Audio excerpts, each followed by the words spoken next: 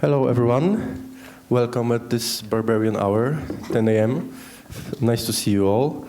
This is the first panel of the conference, panel about key change, about gender equality in music. We're really pleased you're here. This is a panel powered by Don't Panic, we're from Poland, Adam Mickiewicz Institute. Karolina is from Adam Mickiewicz Institute and she'll tell you a few things about the initiative. Good morning. I just wanted to say that we've been collaborating with Spring Break basically from the very beginning. Yeah, and this is the first time that our cooperation has such dimensions. And this is because this year we're celebrating 10 years of our activity. We started as Don't Panic in 2008. And we wanted to do something big in Poland. We wanted to create an event that would help us integrate Polish industry. So Spring Break is like the best way to do it. So thank you for trusting us. Thank you for having us as a mate partner of this conference part. I just hope we are going to have 2 great days of conference. I really wanted to thank you, all of our guests that took our invitations to be here. And I hope these panels might be some inspiration for you. And I wanted to thank Don't Panic team that has worked really, really hard, along with Go Ahead, to make this event possible. Enjoy. Thank you very much. My name's Vanessa Reed. I'm Chief Executive of PRS Foundation, and I'm also the founder of Key Change, which is an international gender balance program that's been investing in emerging female talent, as well as encouraging festivals to reach a gender balance by 2022. So I just want to say huge thank you to Thomas for having us here at Spring Break, and also for being interested in this initiative, and also a huge thank you to Adam Mickiewicz Institute for powering this panel. Yeah, round of applause for both of them, I think. Let's wake up and get going. Yeah.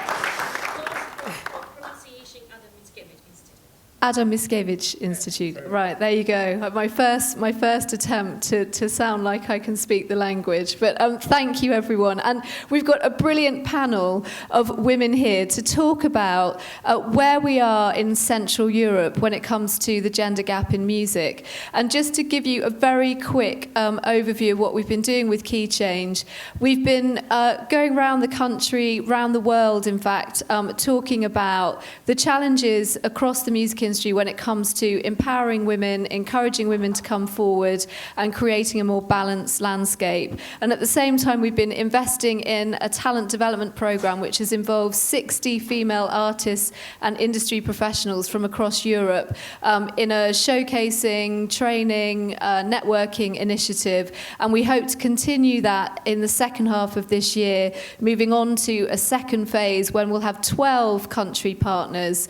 And we very much hope that Poland is going to be one of those, including involvement of Spring Break, the Export Office, and Adam Mickiewicz Institute. So watch this space in Poland for more initiatives like this coming in the future. Before we start our conversation today, I'm just going to ask our very distinguished panel to introduce themselves. So I'm just going to go left to right. And if you wouldn't mind just saying who you are and who you work for. Hello, everyone. It's really nice to be here today, and I'm really thankful for the invitation. And my name is Dagmara Szastak. I come from Katowice. I work for an institution of culture, Katowice City of Gardens, and I'm representing Katowice Jazz Art Festival. It's one of our flag activities. And just so you know, Jazz Art Festival in Katowice is one of the 160 festivals that has signed up to the Key Change Pledge, which means that all of those festivals are going to reach a 50-50 gender balance by 2022. Yeah, so thank you for joining. We reached this goal in this year, and we are really proud of it. Excellent. That's another round of applause, isn't it? Yes. Or whooping even, that would be good. Okay. Hello, good morning. Also happy to see that there are some people who woke up for this. I'm Martina Võtnik from Tallinn, from Estonia. I've been working with Tallinn Music Week and a showcase festival in Tallinn, and also Music Estonia, which is our export office. I also have a small management working with few Estonian artists, and at the moment I'm based in Berlin working with a management there as well. And an extra fact about Martina is that she took on the incredible task of hosting all 60 Key Change participants at Tallinn Music Week. I think it was 2 years ago, wasn't it? It was in 2018, actually. Yeah. And sorry, forgot to mention that this is actually the reason why I'm here today. This is the real reason. Hello, my name is Laura Kriefman. I run a company in the UK called Helion Trace, and we specialise in fusing movement and technology together by making large citywide spectacles and interactive installations and touring shows, and often develop a lot of new music, compositional work and new music tech tools to allow us to do it. I'm one of the Key Change fellows, which is why I'm here. And I definitely urge you to check out Laura's work. It's very pioneering and adventurous and brilliant. So have a look online at what she does. Hello, Ola Krakowska. I represent biggest independent promoter in Poland, Alter Art. You probably know our festivals, which is Orange Warsaw Festival, Open Air Festival, and Krakow Live Festival. Thank you. Brilliant. And hold on to the microphone, Ola, because I'm going to ask you the first question. So, I mean, we've got this kind of provocative question here. Central Europe, are you ready to tackle the gender gap in music? So, Ola, is that an insulting question? I mean, are you already doing lots to tackle the gender gap? Or, you know, what's the situation here? Give us an overview. I believe that we have so much work to do, and thanks for organizing this panel, because I believe that it is something we need to talk about it. I'll tell you a story that happened probably in December last year. I was preparing myself to a Eurosonic panel about female and the situation in the music industry. And I asked my whole team to look at the posters of our festivals and find the women on the posters, like in a distance of 10 years. And they were like, no way, it's not happening. So the thing is that we have a lot of work to do. And I'm really glad that we're doing this panel, because it all starts in our mind. We need to talk about it, we need to discuss it, and we need to find the solution to encourage more women to be not only on stage, but also behind the scenes, behind the stage, in our companies. And I'll give you an example of our company. We have around 40 people, and more than half is women. And women are represented, they're representing really, I would say, tough jobs. Like Olga's responsible for whole, like a production of the whole festival. Is basically a 24-hour job.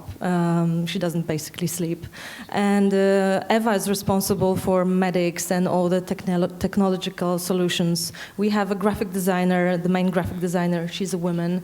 And but we all see a lot of problems, like when it comes to lineup. And I know we've gathered here basically to talk about lineup and how can we change the situation in the industry to have more women on our lineups. But if I would like to start this conversation, is that the lineup is like emanation. It's an emanation of who are we listening at the moment. So it all has to be balanced. Sure. And if we just go back to that first point you were making, you know, that the people you spoke to just hadn't realised there weren't many women in the lineups. I mean, how much do you think there is a public discussion or awareness about the gender gap in Poland generally? Because in the UK, I don't know if any of you here have seen the social media campaigns, which have been going on since at least 2014, I think, where people post the images of, you know, Reading and Leeds festival lineup, and they delete more women. Yeah, they delete all of the names that aren't women, and then you're left with about 3 names on the posters. And every year that hits our media. There's a big outrage about it, and there's a lot of discussion on social media. But is that happening here? It's not huge in Poland. it's not happening. I think the interesting fact is that we are thinking of it more than our festival goers. So we're like ahead of them, and we're not being pushed. It's something we want to do it. It's something we want to work on it. I know it's a process, and we will get there. I'm not sure if it will happen by 2022. This is something that we were like a bit of scared that we might not be ready for this time, but it's definitely something that we're thinking of, not the publicity, not the media, and we're encouraging media to talk about it. Sure, and what's interesting as well, you may have all seen that Primavera reached its 50-50 gender balance this year, and there's actually a great opportunity for festivals to use the media because there's so much kind of positive feeling at the moment about changing things. And I just want to bring us over to Dagmara, just to have a sense of how things are from your perspective in Katowice and maybe from the perspective of a jazz festival. Do you relate to Ola's points? In case of Katowice Jazz Art Festival, it's quite easy because it's a festival which from the beginning was governed, programmed, and even designed by women. And I work on this festival since 6 years, and this year it's 8th edition. So I have some conclusion, and it depends of us because we programming this festival. So our role is to find a real good instrumentalists, women, and the bands. So, and we just invite them to our festival. And I have also some conclusion about our other projects, because I saw that in Katowice we have a problem in I don't know, on a very low level. Because I lead a project which called District Sounds Good, and it's a project addressed for a young band from Katowice, and every year we invite those bands to send a submission, and we choose the better one, and we show them on the big stage, and the jurors can decide which one of them will be participating in the project. And it's a program of support, and it lasts for 2 years. It means that during this time we cooperate with those bands. We booked a concert for them. We do some workshops. We give him a rehearsal room with the PA and the backline, and do other stuff. And after these 2 years, we hope that they will be ready to do some big careers, and we have some evidence that it's possible. And what is my point? I see that we don't have women's bands in Katowice. During these 4 years, we have only one which is built only for women. So I see that something is wrong, because in first edition, during more than 50 submission, there was only one girl who is in the project right now. In the second edition was the same. In the third, there was only one women's band. That's why in this year I tried to have some impact on this. So I had a jury. It was 6 persons, 3 women and 3 men. And I said that Ola Rzepka, she is a drummer, well known in Polish, that we need to take a look on this issue. What is happening? We had some submission, but where's the women? And this was first year when the people from jury took 5 bands, and in every of them it's at least one women. So Great. something is changing. Is changing. Yeah, I mean, the interesting thing about that is that the talent pipeline point and education comes up in all of the conversations we have, whether it's in Central Europe or Western Europe. And in the UK, Festival Republic are investing in emerging female bands and helping them to spend time in the recording studio. And we've also experimented with marketing and how you actually encourage women to come forward. So we have a fund which is only for women called Women Make Music. And when we began that fund in 2011, only 16% of our applicants to our foundation were female artists or a band with a woman in it. And now we've gone up to 52%. So it's really, for us, it's about shouting very loudly at young women who are actually making music that they are great and they're probably as good as the guy, down the road, but they need to put themselves forward. So that's something we've tackled. And Laura, I can see you nodding your head a bit. I mean, from an artist perspective, what do you see around you? I mean, do you recognise that there aren't as many female artists, or do you think it's that actually they're there, but they're somehow not, in our vision? I think there are three distinct things that I've been observing a lot in the last couple of years. The first is when I often go to festivals, because I'm looking for new types of music, new composers, I go to be surprised. I book to go festivals where I might know one or two names, and then I go to discover. And when I speak to a lot of people when they go to festivals, that's often their reason that they go. They go because they like the environment, because they like the location, because they like the timescale, wherever. And what I really observed, what I have really been noticing is that I was getting very jaded at festivals, kind of going, I'm seeing the same thing, it's the same image on stage, it's the same sounds, and nothing's reaching me, and I'm seeing a lot of people in the audience, especially if they're women, are having the same reaction. And what was very interesting last year was I'd gone out of my way as part of Key Change, as my personal choice, to make sure I saw all the other female performers. And that meant that for some of the showcase festivals, that meant almost every performance I was seeing happened to be women on stage. And there was something so dramatically different in the rhythms, in the song structure, in the lyricism, in the stories they were telling, in the empowerment, in the strength, in the nuances that I had never heard or felt reach me in that manner before, and so regularly, that made me really aware that there's often something that is really missing. It is that classic thing. If you cannot see yourself on stage, how do you know? If you cannot see yourself somewhere, how do you know that you have the right to do that? So there's that as one major thing.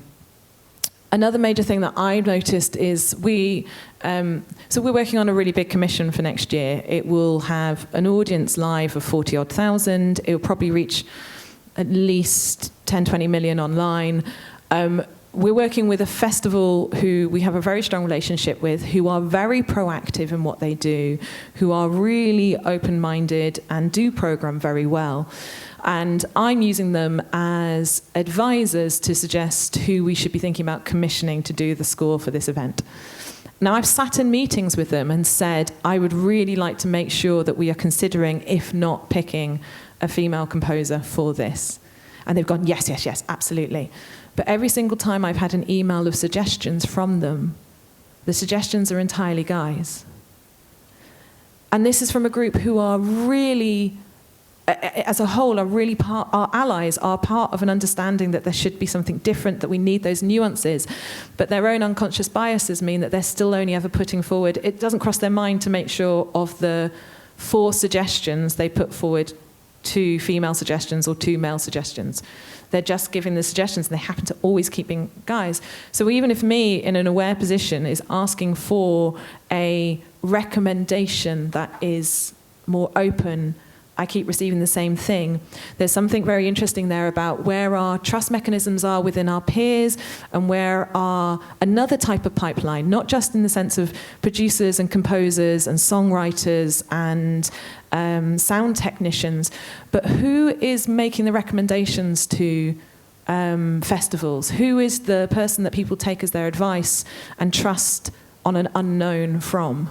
And the really interesting thing there that I keep thinking about, and I don't have concrete proof yet, but there is research being undertaken, is that I think if you translate that into the idea of algorithms and thinking about Spotify, which basically sends you to other acts that are similar to the ones that you're listening to, I think what you're talking about is the kind of human equivalent of that. Because if you've always operated in a certain network of very high quality people, whether it's programmers, bookers, agents, whatever, you end up with the same pool of talent. And I think there is proof that on Spotify there are playlists that are just perpetuating the same kinds of bands. And I just wanted to ask Martina, from the perspective of Tallinn Music Week, where suddenly you're part of Key Change and you're actually having to think more carefully about the programming. I mean, how did you deal with that when you were talking to the rest of the team about the program and engaging the bookers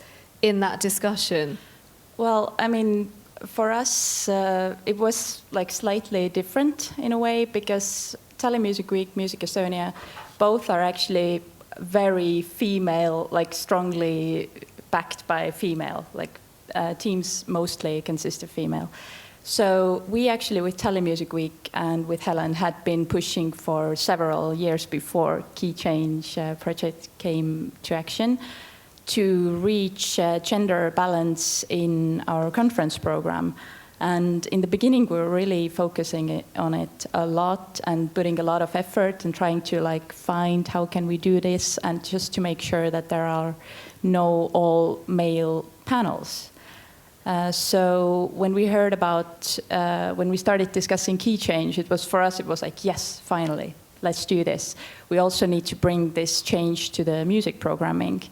And we did it, as we said, in the conference program last year. And I think this year it was already, like it came naturally that it was, again, completely balanced.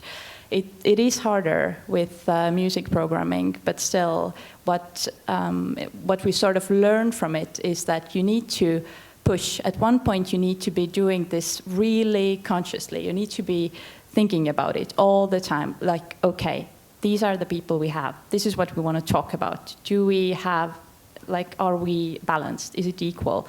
Because this is essentially what we want to reach, not only in music industry, but like in a wider sense in the world. Basically, what we want to see is equality.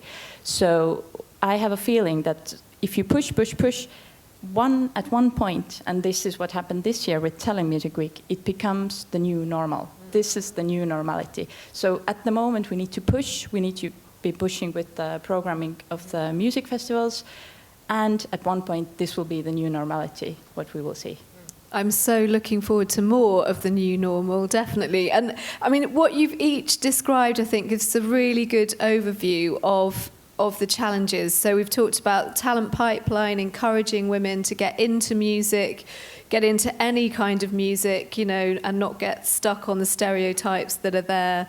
And then, Martina, you talked about, you know, that switch from being not conscious to being really aware and just focusing on it and making it the new normal. And Laura, you've talked about those networks that exist that are kind of creating repeated patterns, and also the benefits of actually being able to listen to a broader range of music.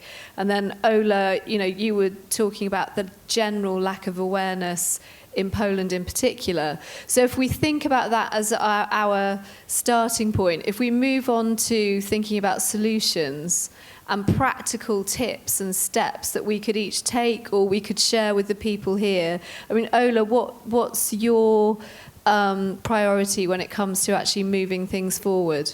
We want to reach the gender balance. It's our goal, but I believe it's a process. We will not do it this year. We might not be able to do it next year. And the music industry is changing so quickly. Like, I mean, it's just crazy. I believe it's a bit different when it comes to Showcase Festival, because it's kind of encouraging new talents and finding new talents. So it might be a little bit, I'm not saying it is easier, but it might be just a little bit easier. I agree. I mean, I can feed back from Alex Schultz, who's the Reeperbahn Festival director, who's been a very important partner in Key Change. I mean, he talks about the fact that you know, to some degree that's true, and particularly because those showcases that are supporting emerging artists actually have a responsibility to influence future headliners, to influence the next stage. So I agree. I mean, the only question I would maybe ask is, you know, even with a festival like Glastonbury or whatever, there are loads of emerging artists everywhere. And then, of course, there are headliners. So what we've been asking our Key Change festivals to do is just balance the overall programme, not necessarily the headliners. And then at least in that field or in that, you know, series of venues, you can find as many interesting female acts as male.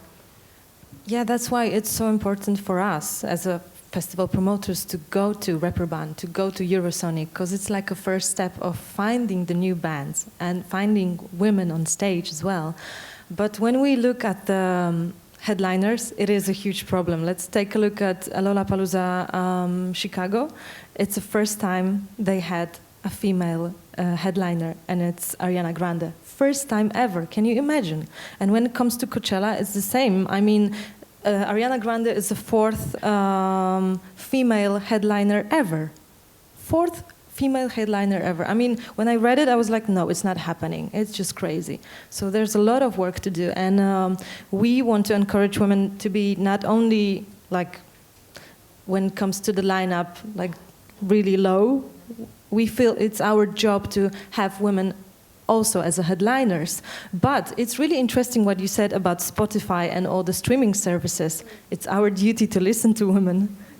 Seriously, it's our job to listen to women, to support the women. Well, funnily enough, Smirnoff, the brand, has been running this campaign called Equalize Music, and they created some system where you can go on Spotify and then equalize your playlist. So you can. There are people talking about this, but just on the headliners, then, what's your kind of practical tip or step that you're taking to try and increase the number of female headliners? I'll show you our poster. I asked the graphic designer to print it. I know it's not opener, because opener is a bit complicated situation.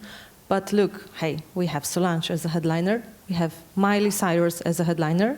And I can tell you that there will be more women in this lineup. So we're thinking of it. And each time we talk about the lineups, we're like, hey, we need the woman in our lineup. So we're just working on it. It's just small steps. It is a process, and we need more women on stage to be supported by streaming services, by radio station, by the managements, by like each and single. I think that's a really good point. And interestingly, I happen to know that, for example, with some of the playlist committees, with some national broadcasters, they again tend to be rather male-dominated. So you're right that it's the whole of the industry that needs to be engaged. But what's really been very useful about Key Change is that the pledge is very visible, and festivals are very visible. It's something that everyone can relate to, because it's, you know, you can actually see the posters and you can see who's on stage. So it's quite useful that that's making everyone else have to think about the same challenges. Martina? Yeah, I just wanted to comment on that this sort of on a policy-making level, I think it's also really, really important that we pay attention to who are the decision makers. It can't be only, you know, white middle-aged men. It has to be more diverse. Sorry, I have to interrupt. Yeah. I'll tell you a story. I talked to my boss yesterday, and he sat on the sofa and he was like, look, there's like 200 or 300 promoters who own the companies around the world that really like are top of the top. And guess what? It's only men. At the moment. So I was like, no, it's not happening again. Yeah, well, I mean, the other statistic is... it is. And the other statistic is that only 16% of labels are majority owned by women. So one of the recommendations we've got in our manifesto that we haven't mentioned this yet, but please pick up a copy of these leaflets at the end. But in the event in Brussels at European Parliament, and Martina was there, no, you weren't, but Tallinn Music Week were there. And at this event, we were promoting ideas like creating investment funds, which were for female entrepreneurs specifically, so that we could encourage women to actually set up their own businesses, which could be a label or a promoting company or whatever. But it's true that it's still very male-dominated in most of the roles across the industry. Exactly, and that's why before I mentioned as well that women make music. It's so great that you have such initiatives, and I think it's really important that in the Central Eastern European countries we start to look at this as well, that we will try to get these implemented on the policymaking level, in the ministries, in the funding bodies, that there's more equality, there's more diversity, that actually there would be funds mainly directed for females and minorities as well. So 2 practical tips so far. It's targeted funds, and where you can actually getting governmental funding to help you, or private initiatives like the foundation. And then there's the kind of step-by-step, keep focusing, keep pushing, keep changing the status quo.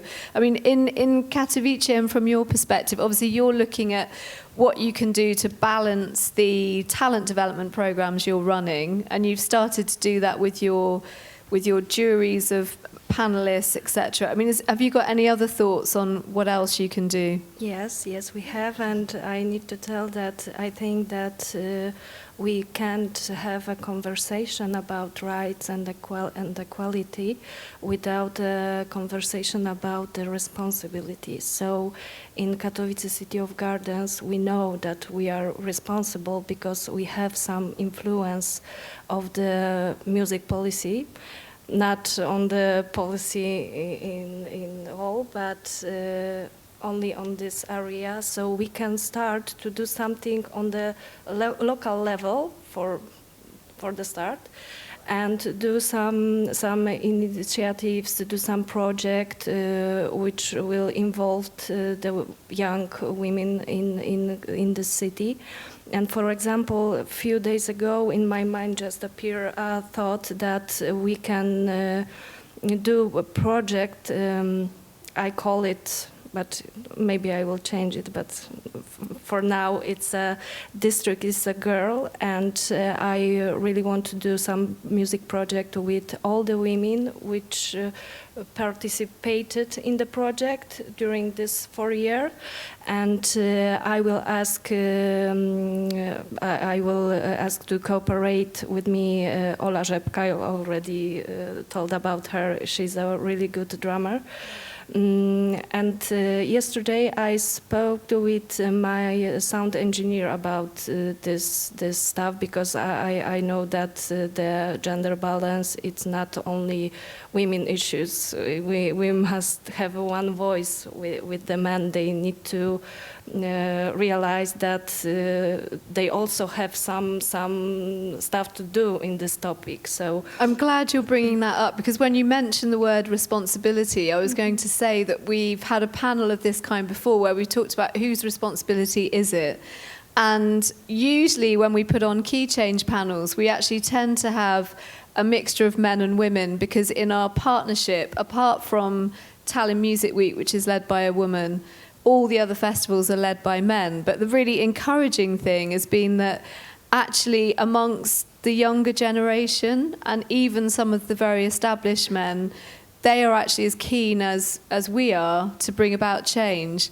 And the other thing that I found really inspiring is that a few of those men, particularly one I'm thinking of who's in a very influential position at the BBC in the UK, when I asked him why he's getting involved with this, he said, quite simply, because the music programming will be of a higher quality and more interesting.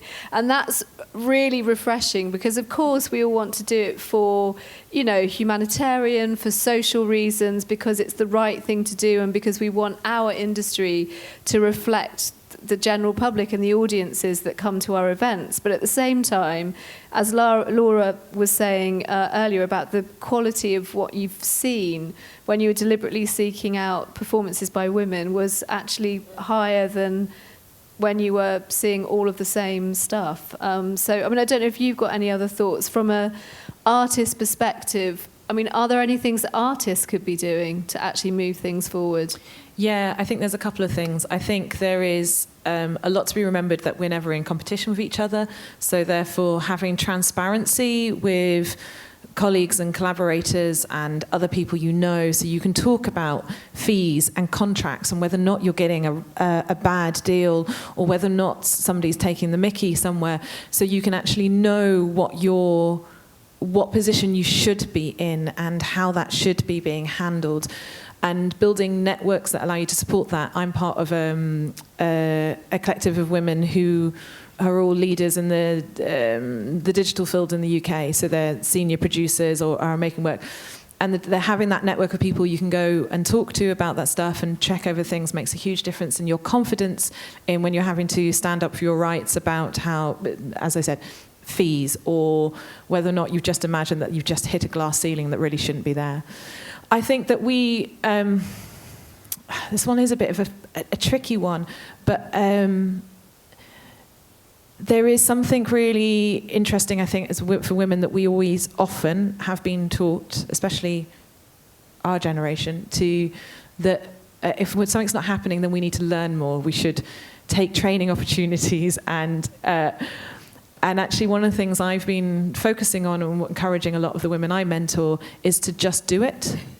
Why isn't it you leading that? Why are you not at the table? There's that saying that if something's not being said, you should be saying it. If the conversation's not happening, then put yourself on that table and make sure you're having that conversation. And I've been doing that with one of my projects personally, because when I first started doing it, everyone was like, well, why don't you hire another singer or performer to do it? And I was like, well, actually, the nuances and where I want to go is in my head. And actually, what if I take a piece of my own voice and say, why can't I just do it? That's a small one, but I think it needs to go. I think it's also how we chase. Viral. It needs to go viral, and it's how we chase big commissions, where we go, actually, this idea has currency and will have impact. And yes, it's going to cost 200,000, but it will reach 4, 6, 8, 20 million people. So, you're going to have the return on the investment. And I think standing our ground, and I think often we presume somebody else should be there or somebody else should be doing it or it couldn't be us. And I think there is something we need to unravel socially that we've been taught. Oh, definitely. I mean, there's a really interesting example. In the UK, there was a programme announced, which was something like music industry leaders training programme or something. It was a big leadership initiative. And it was supposed to be for everyone. And they advertised it, and it ended up being only women who applied, because all the guys at the top of the music industry just think they've learned everything already and they don't need any training. And so all these really talented women applied for this scheme. 2 of them ended up with an OBE at the end of it. So, I mean, they benefited, but it was not supposed to be only for women. But it backs up your statistic that, or your point that women always are worried that they're not quite good enough, whereas, it tends to be the opposite for men. And this is generalising, obviously. Yeah, and it's across the wider cultural industry. So the CLAW Cultural Leadership Fellowship, which we've talked about before, which is the top leadership training in the cultural industry, not only in the UK, but worldwide, is 80-90% women on the fellowship every year. Now, they are also changing a pipeline, and it's having an impact in the sense of who's now starting to lead some of the large cultural organisations. But there is something, it is exemplar of that, which is that these women already had, or all of these people applying already had the skills and the ability to undertake these roles. So there's something there which we need to unravel, exactly. I think, socially. And I think we also still need to see if it does end up being the case that there are more women leading. But that's a good point. I want to open things to you now for questions, and then we'll come back for some final comments from the panel at the end. Does anyone have any questions? And we can send a microphone around. I'm sure you must have one question for this very interesting group of women. I have a question to you guys, actually. What do you think of the Primavera lineup? Because it's 50-50 gender balance. And do you like it? Are you going? Have you ever been to Primavera? Is it great lineup for you? That was a big yeah over there.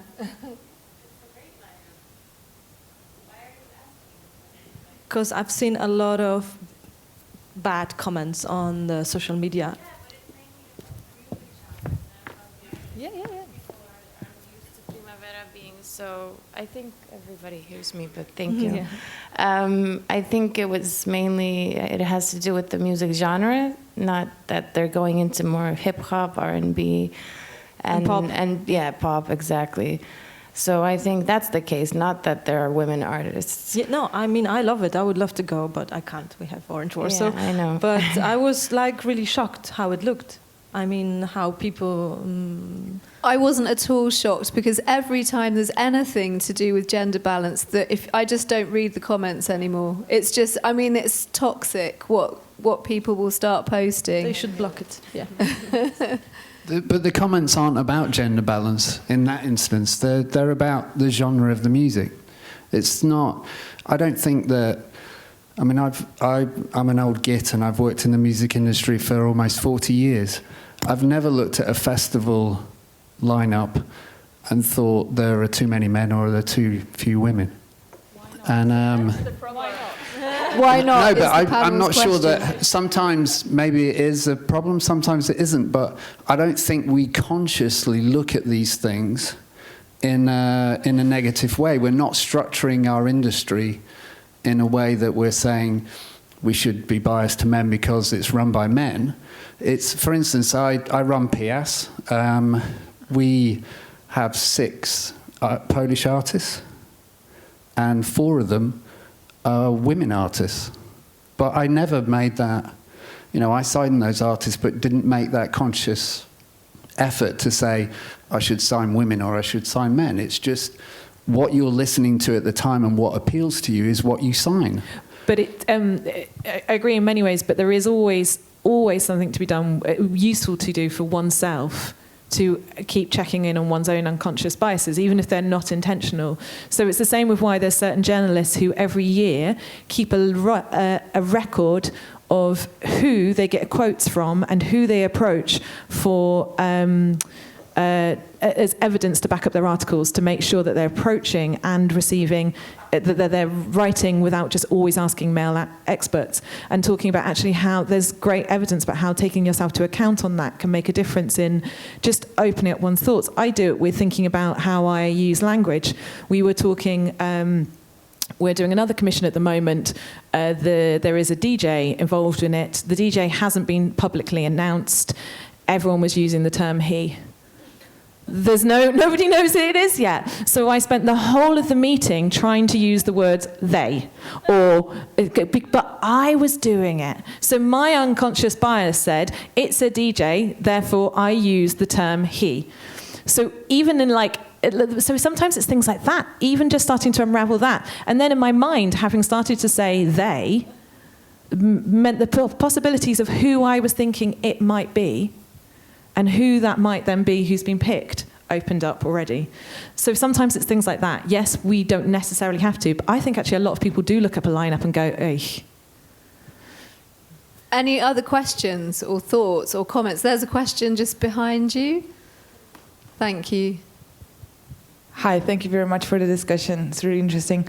I have a question with regards to the pool of the artists that the bookers can book for festivals. So do you think that the scarcity of the female bands and artists can be deriving from the fact that there are just not enough female artists as a whole? And then why is that, and how can we tackle this particular problem? I'm going to get Ola to answer this question, but just quickly before Ola speaks, in the 160 or more key change festivals, there's quite a lot that have already reached a 50-50 balance, including commercial festivals like Iceland Airwaves and Way Out West in Sweden. So clearly the pool of artists they're pulling from is balanced, and they have quite a lot of female headliners as well. But that's not the case everywhere, but I agree imagine. with you. There's not enough of women in the music industry. There's not enough of something we can choose from. So it's our job and it's our duty to work on it, to encourage people, to encourage women to be in the bands, to start the band and so on. Yes, there's not enough.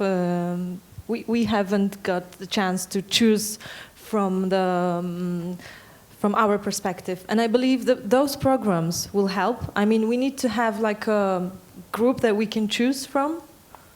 Because when I was sorry to interrupt. Whenever I was thinking, like even when I look at female vocalists, they always like majority of them would play with male band members, and then when I try to go back to why that is that okay, the just like touring lifestyle is maybe more suited to guys than it is to and younger. education as well. And again, please do pick up this is the manifesto, and in here, it talks about all of the different factors that the network of 60 Key Change participants highlighted and have put together as recommendations to national government and European Parliament around shared parental leave, flexible working conditions, safety at festivals for women, lots of factors that together make it feel like quite a restricted male-dominated environment to work in, and that was the feedback that was coming through in this programme. Can I make a comment? Yes. I just wanted to say, sort of touching upon what Tony was saying as well, that we don't really want to see quotas, but at the same time, it sort of makes sense, because in the end, we will actually see a proper change. And I found it some years ago so boring that every conference had to have a discussion around gender balance. I was like, no, please, let's do that. It's so boring. Why? But then I realized, and it was before we became a part of Key Change as well, it doesn't matter that I know, that you know, we here know, we need to keep sort of like banging that same old and like going around with our flags up until the point when this is, again, going back to, this is normal. Yeah. So. Absolutely, and Shirley Manson from Garbage is a very passionate ambassador for Key Change, and she's made that point before. I mean, she's talked about the fact that the music industry is a microcosm of society, so you do see, what's happening in the music industry outside of our world as well, but she's talked about how it should just be normal. And the really interesting thing she did when we had a panel at Reeperbahn Festival is that the room was a bit like this. It was a bit more busy, and there were quite a lot of men in the room. It was at the very beginning of our programme in September 2017, and she was on the panel. And I started the panel by saying, thanks everyone for coming. Thanks, particularly, it's great to see so many men in the room. And she just grabbed the mic and said, we should not be thanking the men for getting involved with this, because gender equality is good for everyone, and it's just generally going to improve the industry. So I've stopped saying thank you now. But regarding what you said, Martina, is that I had a panel at Eurosonic this year in January, and it was fully packed. And basically when we asked, who are you guys? It was people from the marketing and the promoters from the festivals. And we asked about the Key Change, and they were like, we're not sure what is it. So we still need to push it forward, and we still need to talk about it. And I totally agree. And just so you all know, the pledge, the 50-50 target, we don't see it as a quota. It wasn't invented by me, the chief executive of PRS Foundation. It was actually proposed by one of the festivals, one of the male directors of the festivals, who said, well, we need to show that we're thinking about our own structures as well as supporting emerging talent. So the Key Change initiative has been very organic. We haven't been actively marketing it in Central Europe or across the world. So it's just something that a lot of people really want to connect with at the moment. I'm just thinking about what you were asking about the pool of talent coming through. I think it's absolutely there, like in an extraordinary way. I think there is something missing in the in-between gatekeepers, which is where it's not being valued and not marketed and promoted in the same way. I'm half in this industry and half out of it. So I can talk about this in lots of different contexts, and I don't know the tools for unraveling it fully from in deep within the music industry directly.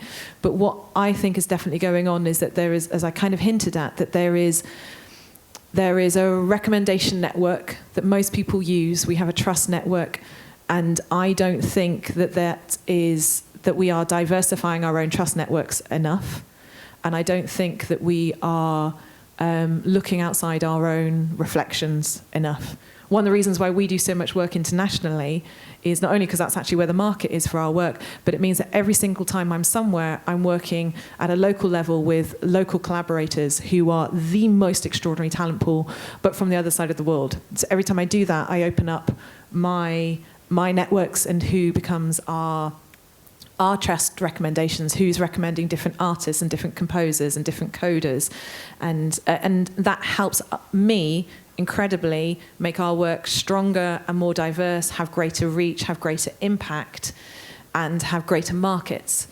And I think that what happens is that doesn't happen, and I think there is something that's missing when things start to scale up. I think also in the UK especially, I mean here, the range of venues in this city is extraordinary. I know in the UK we've got quite a problem because so many of the pipeline venues are closing. So I think there is a really tricky thing of how people build their reputation for live performances or for work which is not necessarily entirely about a pre-recorded. Our work doesn't work as pre-recorded, it works as live experiences. So I think there's something there as well which I think is affecting the pipeline. Time for one last question before we finish for the next panel. Brilliant. I just wanted to get back to the question that is actually the title of this panel.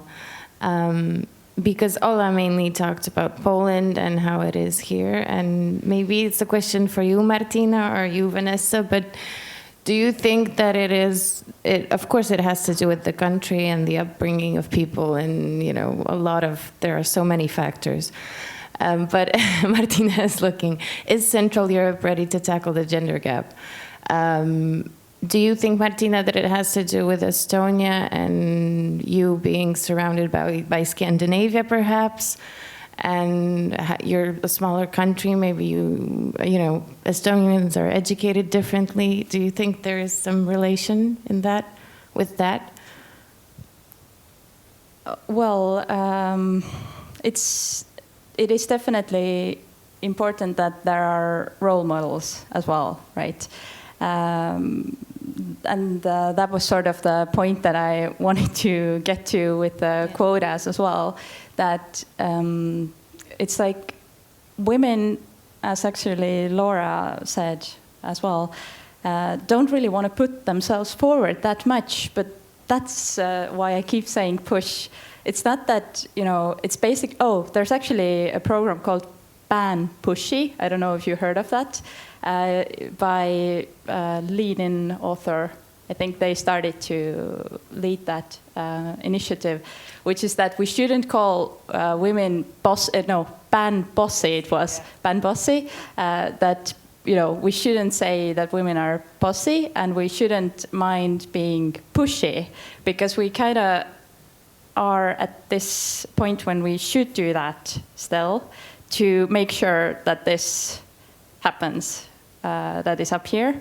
And why it's easier maybe in Estonia is that it's a small country and change happens much faster than in bigger countries.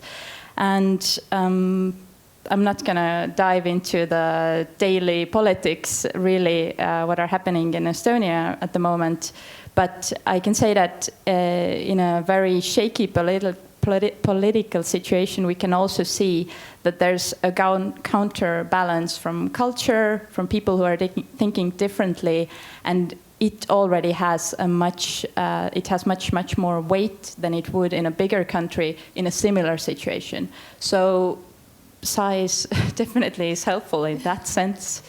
On the flip side, I think in Brazil at the moment, for example, we were in Sao Paulo, and they've completely embraced key change, and they've kind of been including it in their awards program, and that's very specifically in opposition to their political context. So I think it's interesting to see the way that movements like this become part of kind of alternative subcultures, and in that sense, I think internationally, in all the conversations we've had, I don't necessarily think it's any more kind of behind in Central Europe than in many parts of Western Europe. And I think the difference is possibly more between the biggest commercial companies and the smaller independent companies. And there's more progressive thinking, perhaps, amongst those who are working with emerging talent, because they can see that in the next generation, there is an incredible abundance of talented women coming through.